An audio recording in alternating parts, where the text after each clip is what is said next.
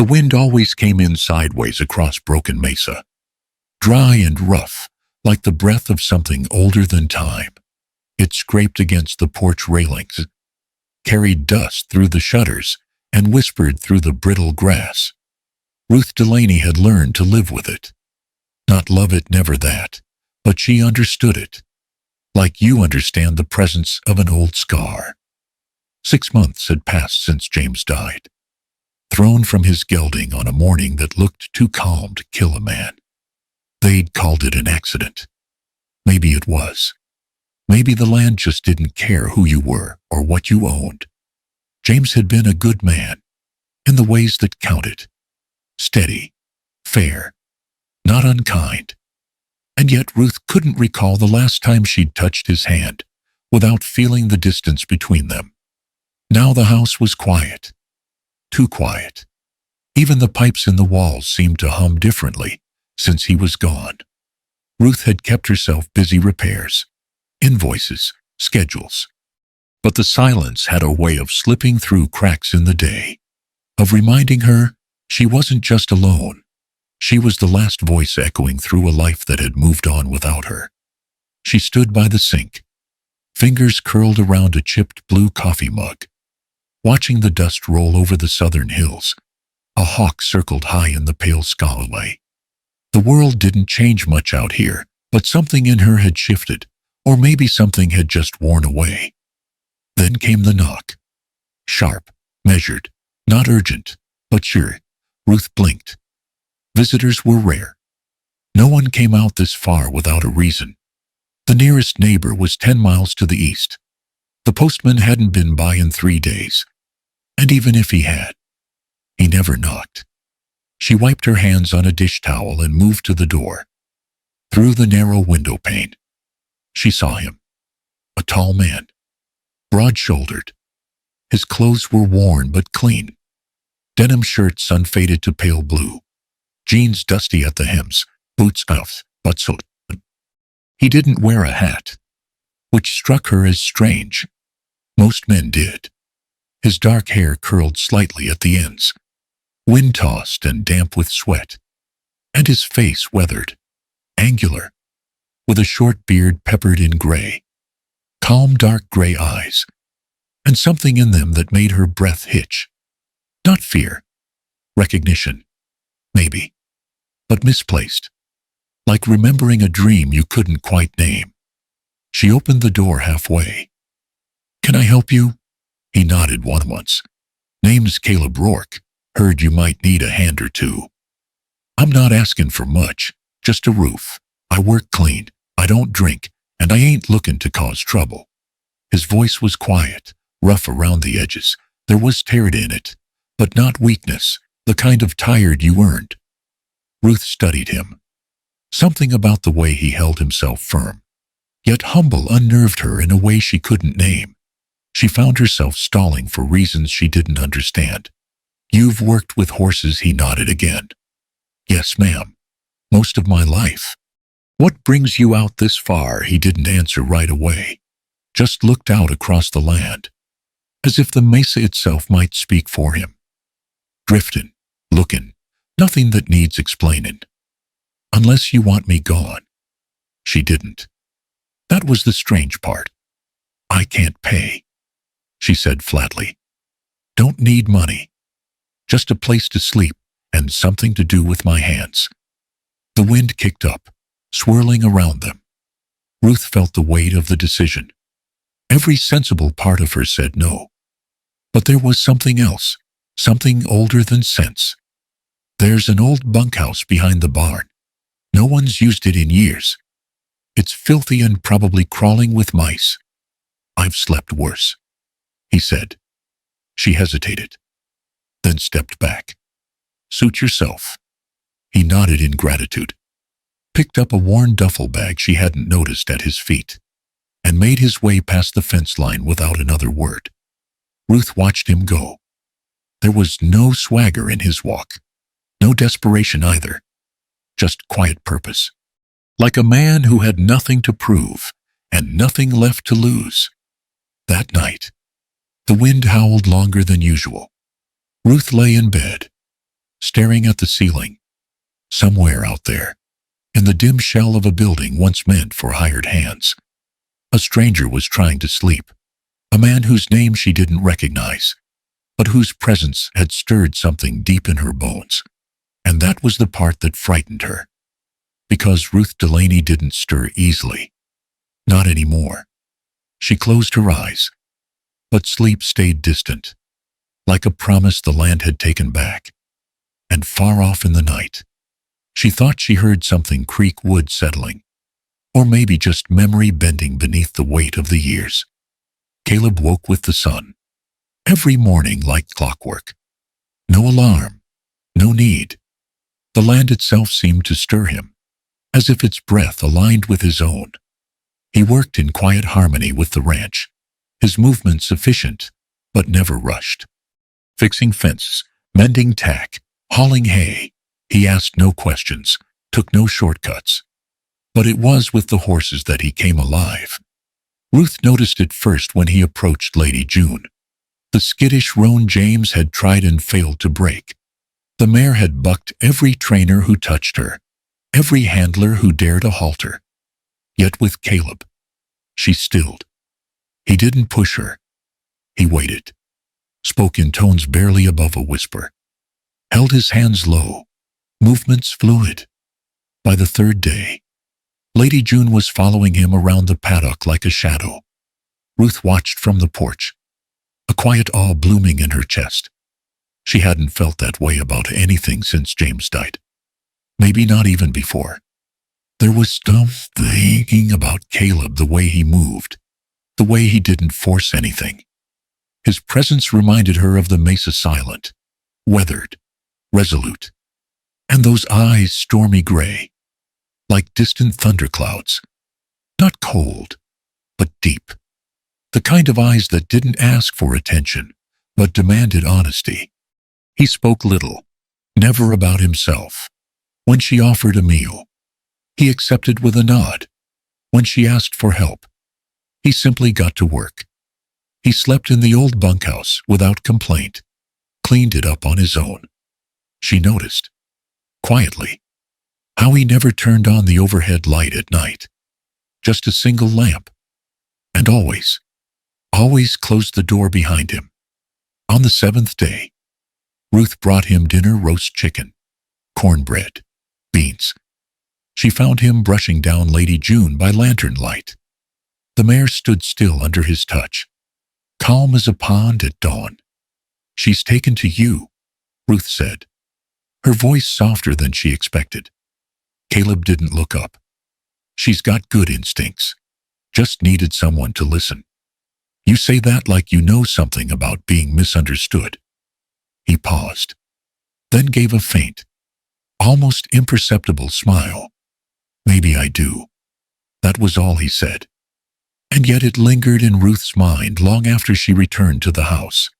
That night, the wind howled across the mesa. Ruth couldn't sleep. Her bed felt too wide, the house too quiet. Her thoughts kept drifting to the bunkhouse, to the man sleeping just yards away. And then she heard it. A voice, faint, like a prayer lost on the wind. She rose from bed, wrapped a shawl around her shoulders, and crept onto the porch. The bunkhouse window glowed faintly. She approached slowly, feet bare against the cold wood, peered through the half-curtained glass. Caleb was sitting upright in bed, drenched in sweat. His fists clenched the sheets, his jaw tight, eyes shut but restless. He murmured something. Again. "I didn't take him. I didn't steal Hidalgo." Ruth's breath caught. Hidalgo. The name crashed into her like a storm. Hidalgo, the prize stallion of the Wexler family. Travis Wexler's father had imported him from Spain. A fiery black Andalusian, worth more than some ranches combined. 7 years ago, that horse had vanished. Caleb Rourke had been the last man to work with him. Accused, shamed, driven out by her father. Ruth stood frozen in the dark. Her mind reeled. She hadn't heard that name in years, had buried the scandal under layers of dust and silence. Back then, she had trusted her father blindly, believed his judgment. Caleb had tried to explain, but no one wanted explanations. Not when the stallion was gone, and the story was so neat, too neat. She'd watched him ride away, back straight, eyes unreadable. And then she'd turned away, trying to forget the ache in her chest, the doubt in her gut. Now here he was, in her bunkhouse, whispering truths into the dark.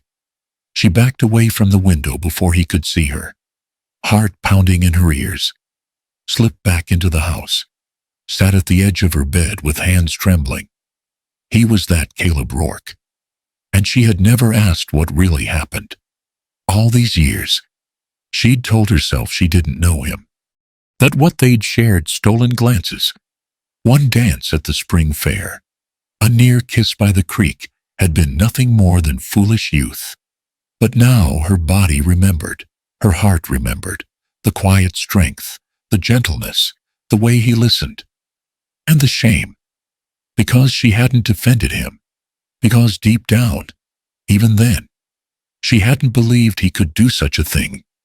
The next morning, Caleb was already at the stables, brushing down June, as if nothing had happened.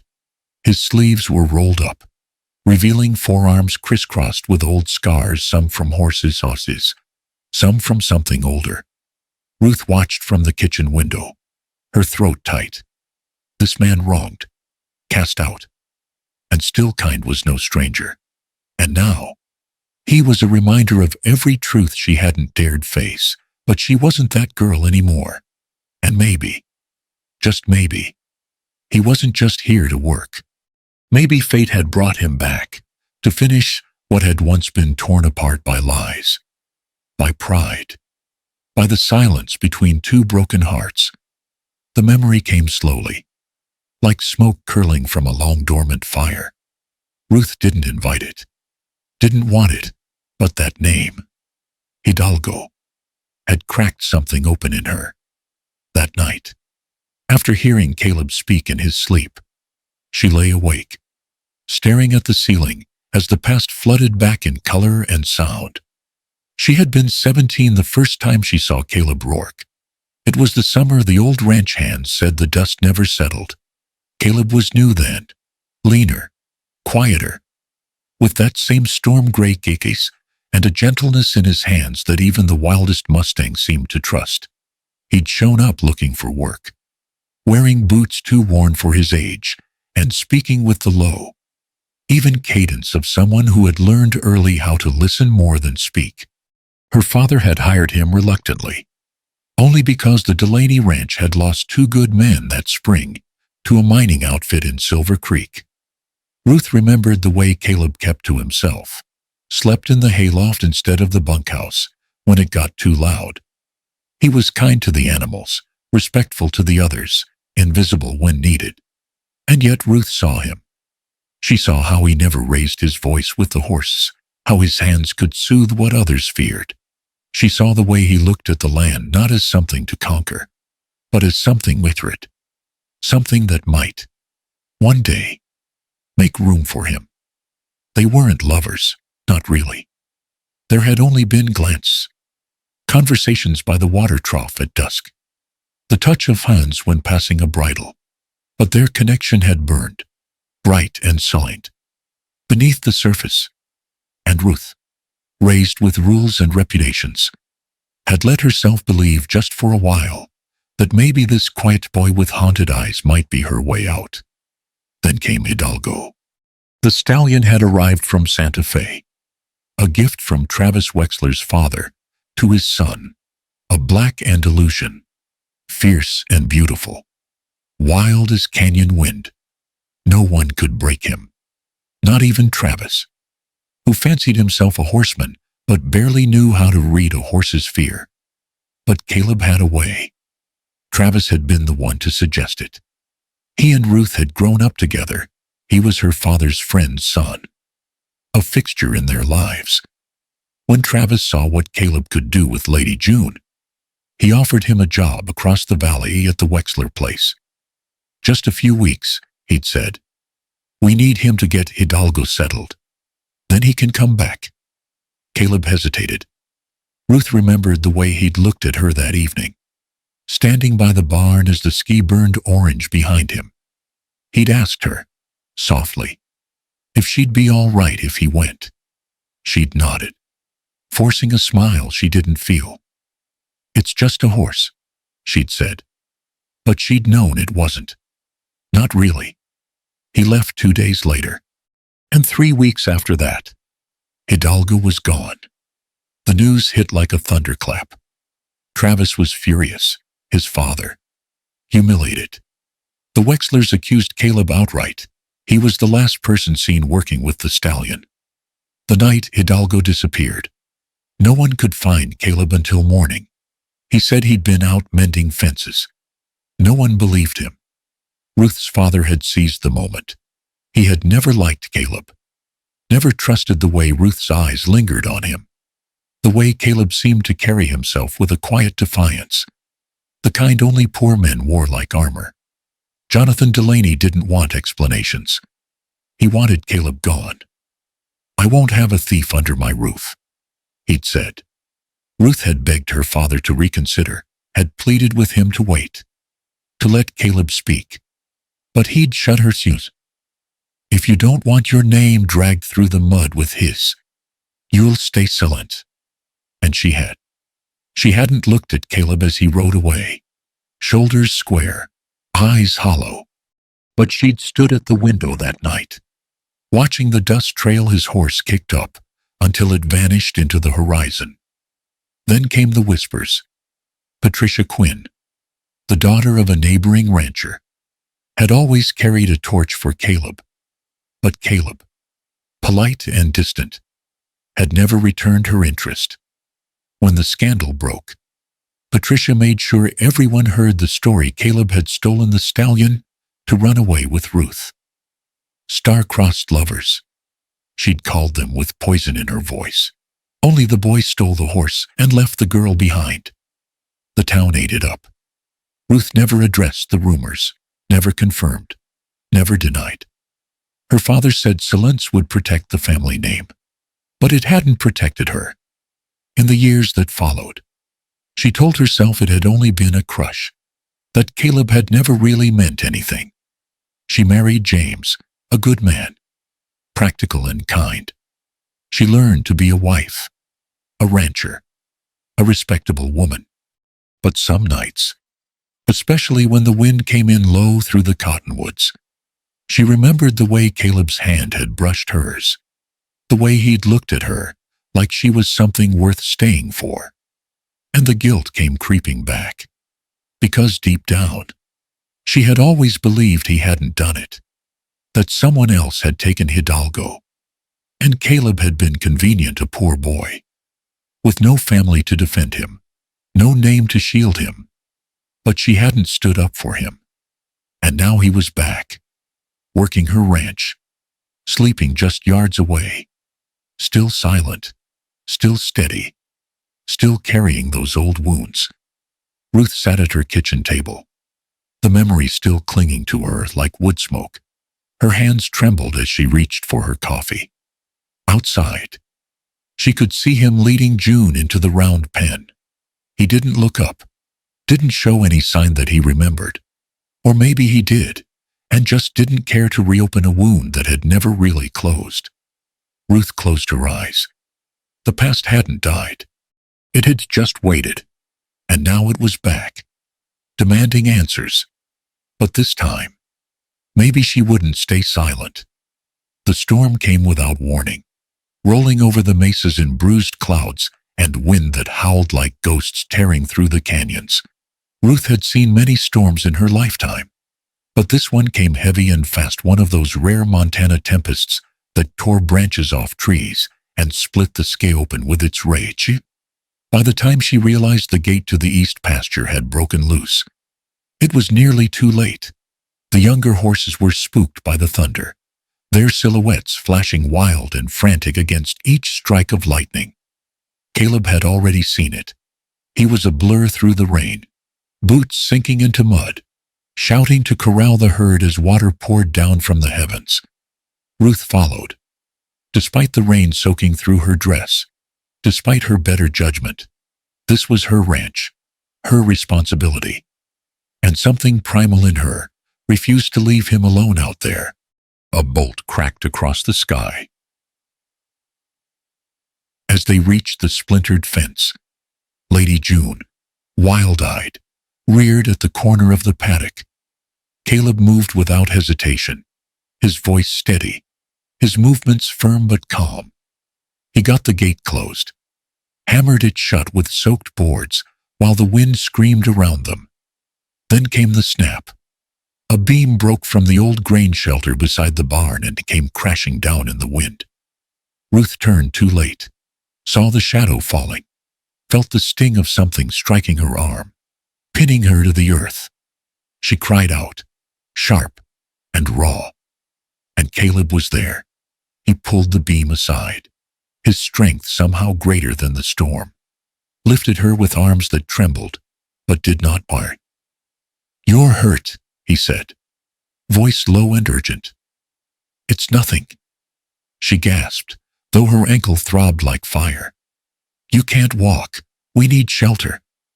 He carried her to the old wooden feed shed behind the barn, barely more than 4 walls and a roof. But it kept the rain off. The place smelled of cedar and old grain, the air thick with damp and the wild beat of the storm beyond. He set her down gently on a blanket from a storage bin, knelt beside her. Lightning lit his face in flashes, those calm gray eyes, soaked hair clinging to his jaw, water running down the ridge of his cheekbone. Ruth looked at him and felt something shift inside her. Not the cautious affection of a widow for a hired hand, not curiosity, something deeper, older, like a note struck in her soul that had been waiting years to ring. "Why did you come back?" she asked, barely above a whisper. Caleb stared at the storm for a long time before answering. "Because I wasn't done here. Not with the land. Not with you." The silence that followed was louder than thunder. Ruth's heart pounded, her breath came quick. The years fell away, her marriage, her widowhood, her grief. They all shrank into something far away, faint and distant, compared to this moment. She reached up, touched his cheek. Her fingers were trembling. So were his. When their lips met, it wasn't gentle. It was desperate, breathless, rain-soaked and rough, like trying to remember something long forgotten. His hands buried in her hair, her arms tight around his shoulders. They kissed like people who had nothing left to lose, who'd already lost everything before and survived the wreckage. When they broke apart, the air between them felt charged not just from the storm, but from the electricity of every buried emotion that had clawed its way to the surface. They didn't speak, just sat close, her head on his shoulder, listening to the storm fade into a steady patter. For the first time in years, Ruth felt alive, not just breathing, but present, unbound, like she had stepped out of the grief-laced skin of a respectable widow and slipped into the woman she had once been, 20 years old, wide-eyed, full of fire. But morning brought the cold light of consequence. The storm was gone, leaving only broken fences, scattered branches, and the sharp, undeniable weight of reality. Ruth stood at the edge of the porch, watching Caleb lead Lady June back to the stables. His shirt clung to him in the morning dew, sleeves rolled, jaw tight. He hadn't spoken to her since they had returned from the shed. He hadn't needed to. She could feel it in the way he moved, cautious, protective, but distant, waiting for her to choose what came next. And she didn't know. Her heart still beat with last night's heat, but her mind whispered warnings. What would the town say? What would James's family think? What did it mean for a woman like her to fall for a man like Caleb, a man wronged? Yes, but still the ghost of a scandal that had never truly died. She was a Delaney, a widow, a woman with a legacy to guard. He was a ranch hand with mud on his boots and no one to speak for him. That evening, she found him by the corral, hammering new boards where the fence had split. "About last night," she began. He didn't look at her. "You don't have to say anything." "But I do." Caleb drove the nail in. Slowly. "You regret it." "No, not regret." Her voice caught. "Fear, shame, I don't know." "You're afraid of what it means," he said, setting the hammer down. "That's all right. I knew what it was." She stepped closer. "What was it to you?" He finally looked at her, and the pain in his eyes almost undid her. "A beginning. Or maybe a return." Ruth's throat tightened. "I can't promise anything," she whispered. "I'm not asking you to." They stood in silence, and then slowly, she stepped back, turned, walked away behind her. Caleb picked up the hammer and drove another nail into the wood, each strike loud, even, final. The summer sun returned in force after the storm, scorching the land like it meant to erase all trace of thunder and rain. But some storms leave behind marks no sunlight can burn away. 3 days after the storm, Ruth heard the crunch of wagon wheels on gravel.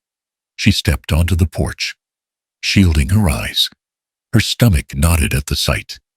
Patricia Quinn, elegant in a blue silk dress that shimmered like the sky before a tornado. Patricia climbed down with an air of practiced grace, her red hair coiled tightly, lips painted and sharp. "Ruth Delaney," she called out, her voice syrupy. Too sweet to be kind. Ruth descended the steps. "Patricia, I was just passing by after the ladies' charity brunch. Imagine my surprise to see your new ranch hand strutting around like he owns the place." Ruth's jaw clenched. "Caleb is a good man. He's been helping keep Broken Mesa running." "Helping?" Patricia's brows lifted, lips curling. "Is that what they're calling it now?" Ruth didn't flinch. "You remember, don't you, what he did? Or are we rewriting history along with the chore chart?" Caleb appeared just then, hoisting a saddle with ease. He paused mid-stride when he spotted Patricia. A flicker of recognition, and something colder crossed his face. "Well, well, the prodigal thief returns," Patricia said, loud enough for the ranch hands to hear. Ruth watched the shift in the worker's posture, the glance, the sudden hush. "I suggest you think carefully about who you let stay on your land," Patricia added. "People talk, and not just about horses." She left with a smirk. But the damage was done. That evening, Travis Quinn arrived unannounced. He had changed little, still barrel-chested, clean-shaven, eyes sharp beneath a wide-brim hat. He greeted Ruth stiffly, then asked to speak with her on the phone. "I heard Wells was back. His name is Caleb, and yes, he's been working here." Travis crossed his arms. "You know the town's stirring. They remember Hidalgo. My family remembers. I've already spoken to Sheriff Dunley." Ruth frowned. "Spoken? I asked him to reopen the case. I want it made official." Ruth stood very still. "After all these years? Why now?" Travis's jaw tightened. "Because he shouldn't get to return like nothing happened. My father died thinking that horse was stolen by someone we trusted. He left without waiting for a response. That night, someone left a dead squirrel nailed to the bunkhouse door. The next day, Ruth received an anonymous letter with a single line, "You're no widow worth mourning." The whispers grew teeth. At the general store, conversation ceased when Ruth walked in. At church, the pew beside her stayed empty. Her old friends offered polite smiles, edged in pity or suspicion. Then came the storm inside the house. Ruth found the garden gate busted. The side of the barn was scratched with the word harlot, scrawled in crude letters. She tried to hide it, but Caleb saw. He didn't say a word, just quietly sanded down the wood until the insult disappeared. But that night, he knocked on her door. He stood in the doorway, hat in hand, the lamplight casting soft shadows across his face. "I'm leaving," he said, voice low. Ruth looked up sharply. "You don't have to." "Yes, I do." He stepped inside, shoulders tense. "They're coming after you because of me. They won't stop. Not in this town. Not with their memories and their fears. I won't have your name dragged through the dirt because of what I carry. But you haven't done anything wrong. Doesn't matter. Truth's never stood a chance against rumor." He looked at her, then really looked. His gray eyes, always calm, now brimmed with something deeper. "Ruth, I never stopped loving you. Not once. Through every mile, every bitter night. But I'd rather vanish from your life again than be the reason you're torn apart." She couldn't breathe. "You think walking away again will make this better?" "No," he whispered. "I think it's the only thing that might keep you safe." He turned and walked out, leaving the silence to ring louder than thunder. That night, Ruth didn't sleep. Anger, sadness, shame all churned inside her like wildfire. By morning, she forced herself up, if her heart wouldn't be still. Her hands would work. She headed to the old storage room, the one behind the kitchen, untouched since her father died.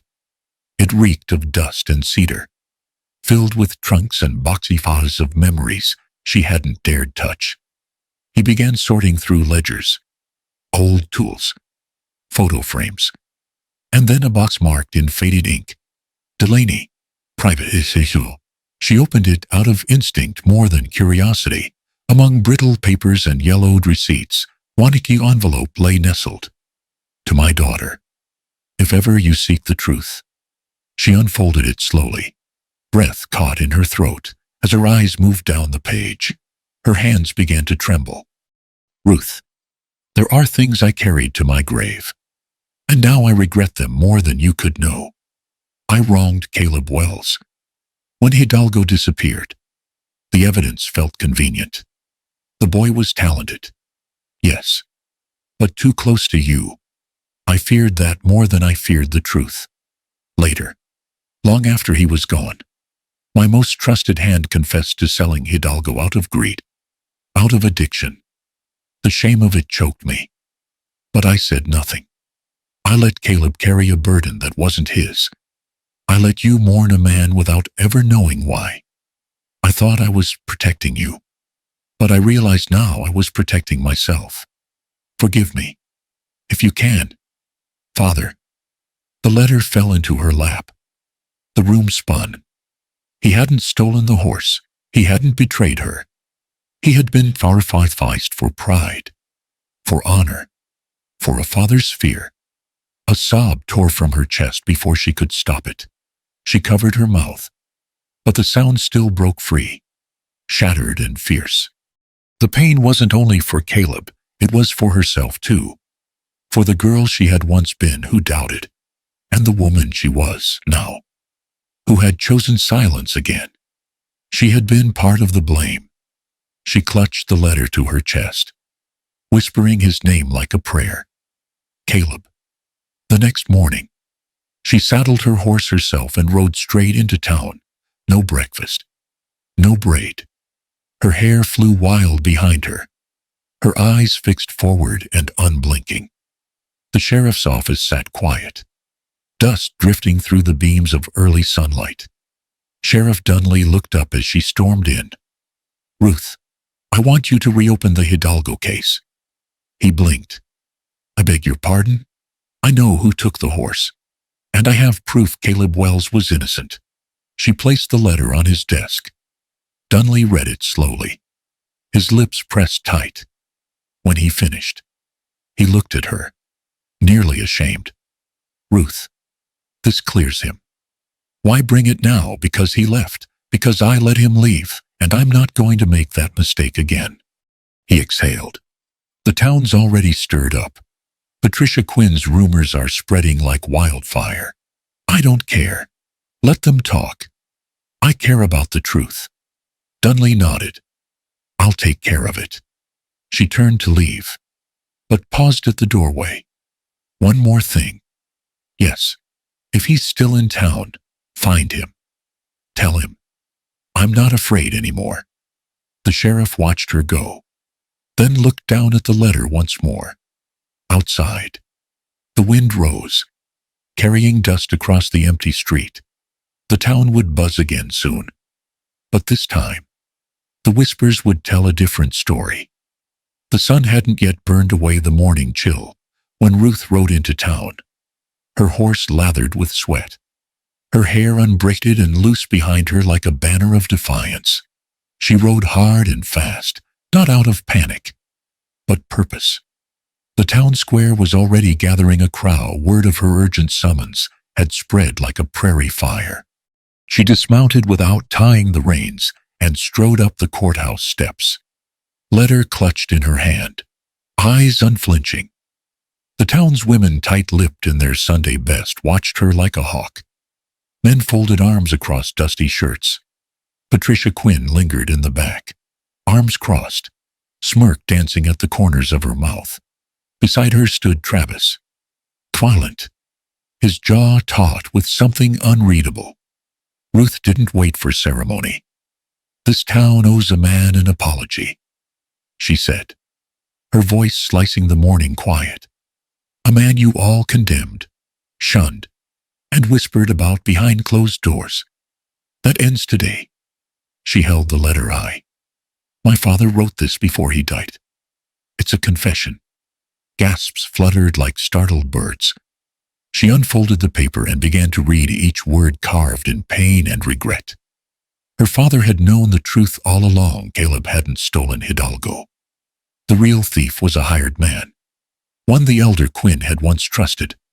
Both patriarchs, hers and Travis's, had chosen silence over justice. I was too afraid. Ruth's voice trembled but held. Too loyal. Too blind. I let my heart go silent when it should have screamed. Patricia's face drained of color. Travis's hands dropped to his sides. I loved Caleb Wells, Ruth said, louder now. I loved him as a girl, and I love him still as a woman who knows what it means to lose something you can't get back. He is not a thief. He is not a disgrace. He is the soul this town tried to bury. There was silence. Then, someone in the crowd murmured, God forgive us. Ruth turned on her heel and left before anyone could offer absolution.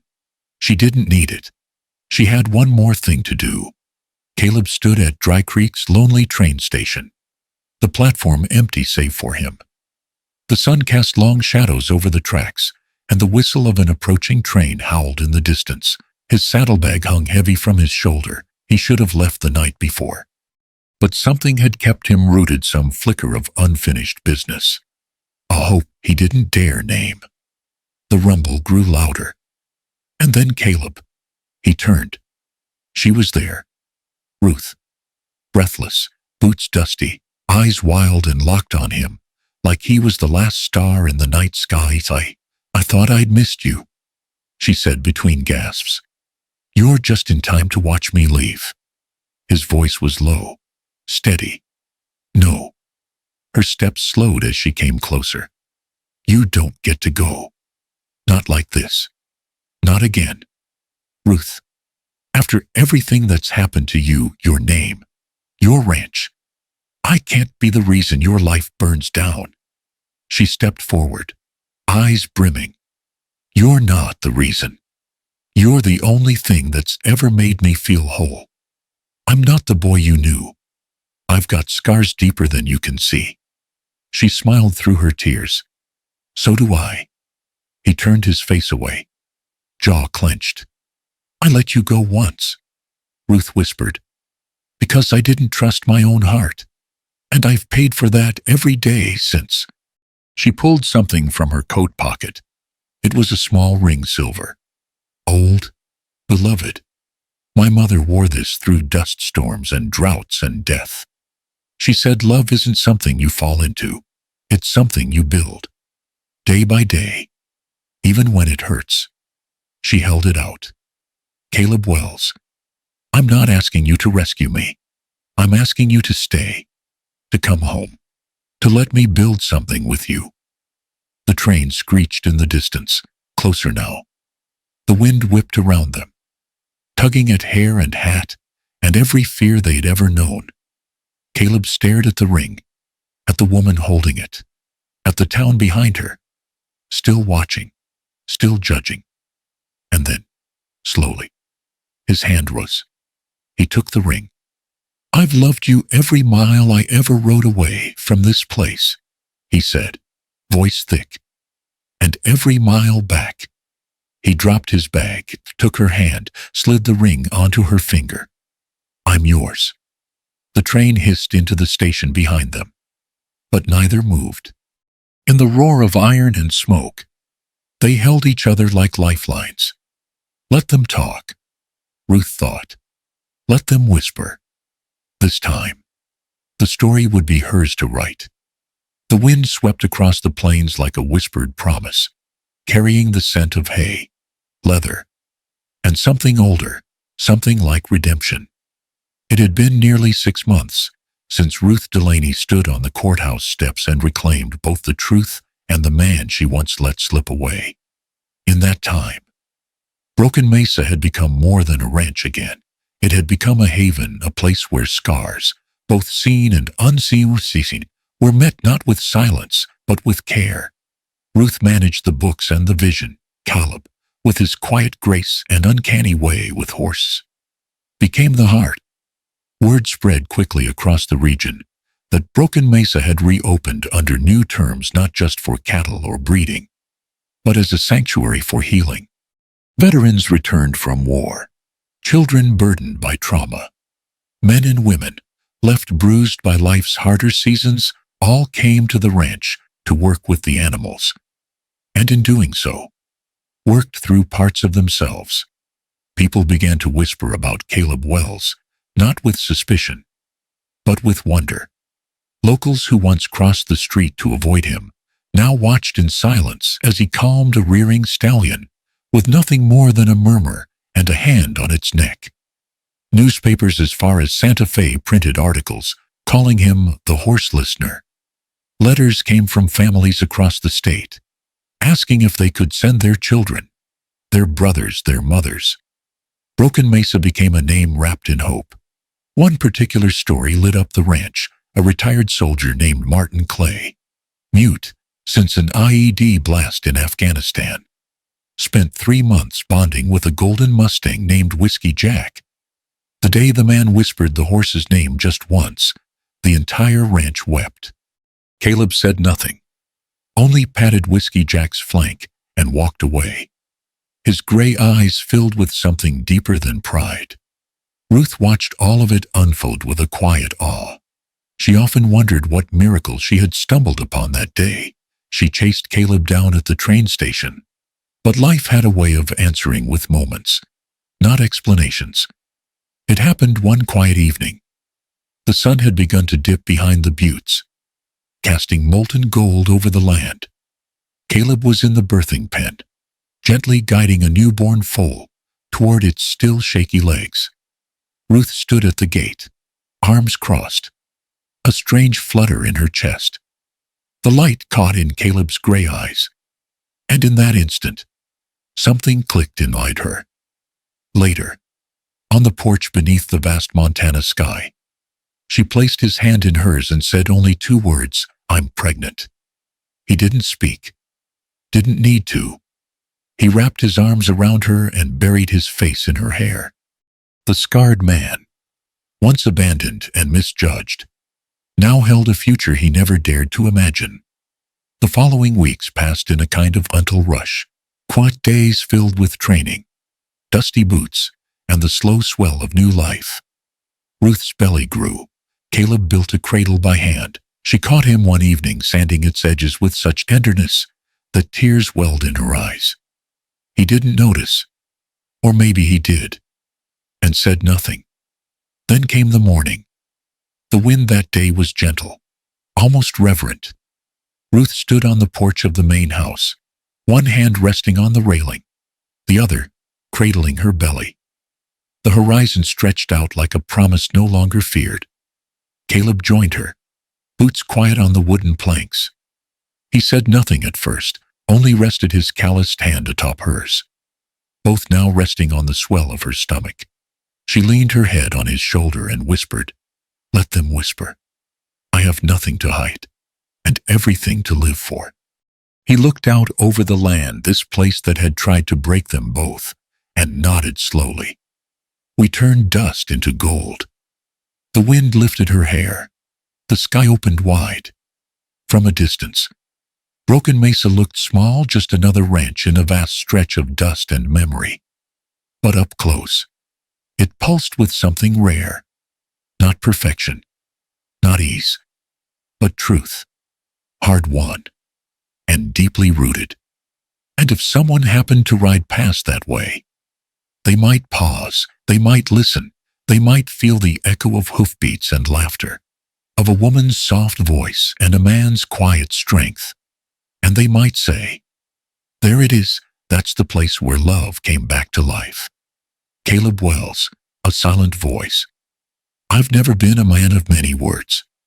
Not because I had nothing to say, but because the world is too loud to hear someone like me. I remember the first time I set foot on Broken Mesa. I was barely 20, still smelling of horse sweat and hay, all awkward limbs and calloused hands. My father had died early. My mother, too sick to care for much. I'd drifted through 3 ranches before I landed there. The Delaney place was the first where I felt seen. Ruth. She was like July sunshine, a smile that could soothe even the wildest of colts. But I never dared dream too high. I knew who I was, a ranch hand, back stained with dust, hands thick with labor. And she was the daughter of books and pride. I remember standing outside the stables for far too long, just to hear her laugh from the kitchen window. Back then, I didn't think what I felt was love, at least. I didn't dare call it that. But it made me want to be better. Then came the horse Hidalgo, the finest creature I'd ever laid eyes on. Travis Quinn brought him in, along with a proposal from his father. Break that horse, and you've got a future. I thought it was my chance. I brushed that stallion every morning before the sun rose, talked to him in the dark like he was my only friend. And then, one day, Hidalgo disappeared. I was the last person seen with him, and I had no defense, because who'd believe a nameless, low-born ranch hand? When Miss Delaney summoned me to the house, he didn't raise his voice. He didn't have to. He looked at me, like I was dirt, and simply said, "You're no longer welcome here." I didn't dare look Ruth in the eye. I was terrified I'd see doubt where once there had been trust. So I left, empty-handed, and with a heart packed tight with bitterness. For years after, I lived like a shadow. I took odd jobs, never stayed long enough to earn a name. I became invisible even to myself. But even on the coldest nights, curled up in the rusted truck bed, I'd still remember Ruth's copper hair falling as she bent to soothe an injured mare. I thought of coming back, many times. But then I read about her wedding in the local paper, a wealthy man, a respectable life. I realized I'd never belonged in that world. Not until that autumn day, when I stood before the gates of Broken Mesa once more.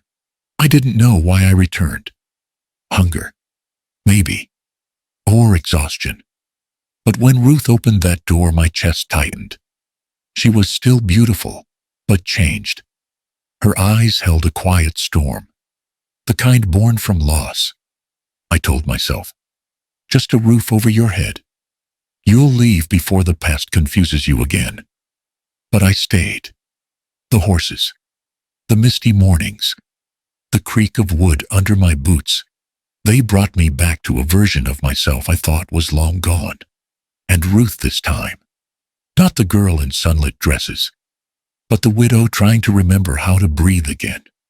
I didn't dare touch the grief in her gaze, but every time her eyes met mine across the ranch yard, I wished I were someone else, someone more worthy.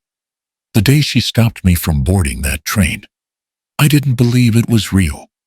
I had already made peace with leaving. No anger, no blame, just distance, the only way I knew to love her right, from afar. But then she walked up to me, voice trembling. But her eyes, for the first time, held no doubt, no guilt, only love.